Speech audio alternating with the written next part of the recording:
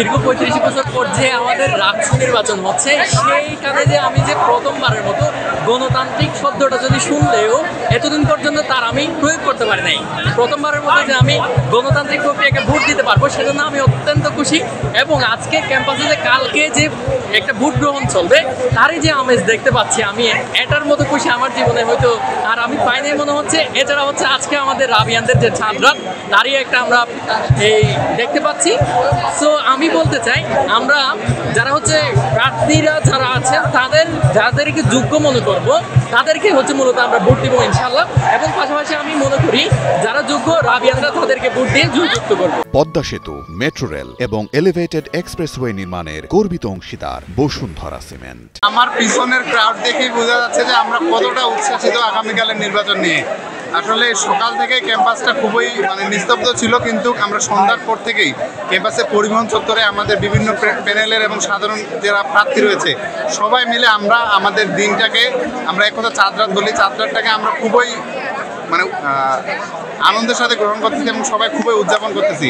আশা করি আগামীকালকে যারা যোগ্য প্রার্থী ভোটাররা তাদের যোগ্য প্রার্থীকে বেছে নেবে ইনশাল্লাহ। এবং এই আর কি, যেহেতু আমি কোনো পলিটিক্যাল ব্যাকগ্রাউন্ডের না, আমি চাই যারা যোগ্য প্রার্থী এবং প্রার্থীও যারা রয়েছে যোগ্য প্রার্থী এবং যারা ভোটার রয়েছে অবশ্যই যোগ্য প্রার্থীকে বেছে নেবে। ঠিক আমার ক্ষেত্রেও ব্যতিক্রম নয়। আমি যারা যোগ্য প্রার্থী আমি চাই যেন যোগ্য প্রার্থী তাদের আমাদের এই আসনে আসে। অভ্যুত্থান পরবর্তী নতুন রাজনৈতিক বাস্তবতায় দীর্ঘ ৩৫ বছর পর রাজশাহী বিশ্ববিদ্যালয় কেন্দ্রীয় ছাত্র সংসদ রাষ্ট্র নির্বাচন অনুষ্ঠিত হতে যাচ্ছে, যার ভোট গ্রহণ আগামীকাল বৃহস্পতিবার সকাল ৯টা থেকে অনুষ্ঠিত হবে।